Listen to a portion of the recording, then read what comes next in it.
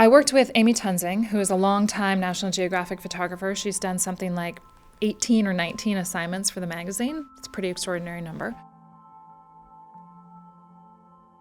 She came to us a few years ago with a pitch about widows. This is about women who've lost their husbands, not about spiders, even though it's National Geographic.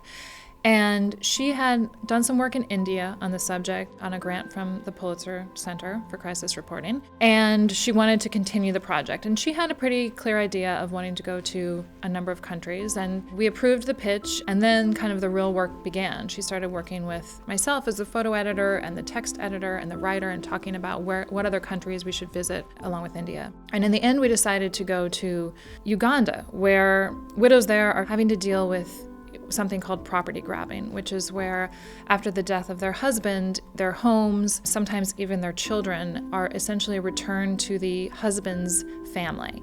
And so they were trying to take pictures of a lot of women who were dealing with this. And that's a really hard thing to get into a photograph. How do you document the loss of a property, or how do you document the real suffering that these women are going through? And so we ended up doing some portraits in Uganda where we had the women standing in front of their homes, either homes that they were fighting to hold on to or homes that they were about to lose, and did a portrait series there of these women. We also wanted to get at what were the women facing in terms of their struggles with the legal ramifications. How do you get something about law into a photograph? And I was talking to Amy, and we were talking about it must be that just the system is very overburdened, I think, that people were not able to be represented and have their cases gotten to. So sure enough, we did some research, and we found the clerk at one of the local government legal office, and he was just surrounded by stacks and stacks and stacks of paper, many of which had to do with these women who were challenging their property being taken from them. And so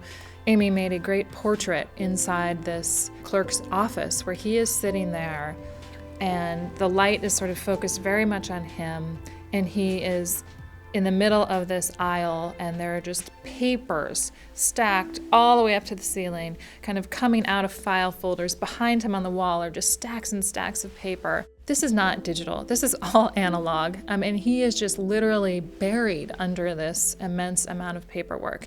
And I think it was a picture that Amy hadn't conjured in her mind, could exist, but it was a way that she and I worked together to really do the research in advance and find a situation where we could make a picture that would speak to this piece of the story that we really needed to tell.